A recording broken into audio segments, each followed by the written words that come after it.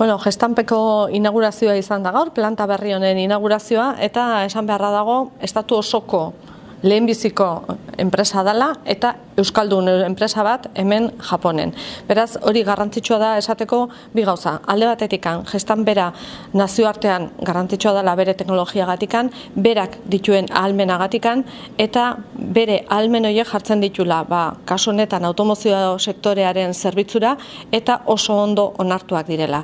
Gure enpresa euskalduna beraz ondo onartua da mundu mailan eta bide horretikan jarraitu nahi dugu. Hau adibide bat besterikan ez da, horrelako merkatu zail batean, Japonen azken finean kanpoko enpresa bat sartzea zaila delako, eta beraz gaur garrantzitsua beraientzako, baina baita ere guretzako herri bezala.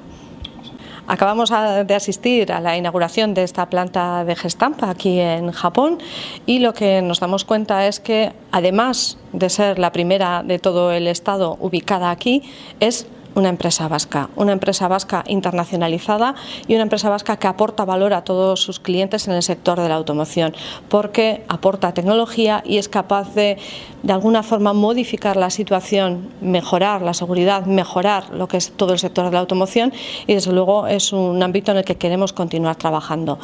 Euskadi sigue siendo atractivo, lo estamos viendo en el día de hoy, y queremos continuar en esa senda. Eso significa que tenemos que continuar en ese esfuerzo y que mercados tan lejanos como este, como Japón, también pueden ser una oportunidad. Un mercado difícil, pero no imposible. Lo estamos observando en el día de hoy y esperemos que esta planta no sea la última, sino solamente la primera de las que Euskadi pone en Japón.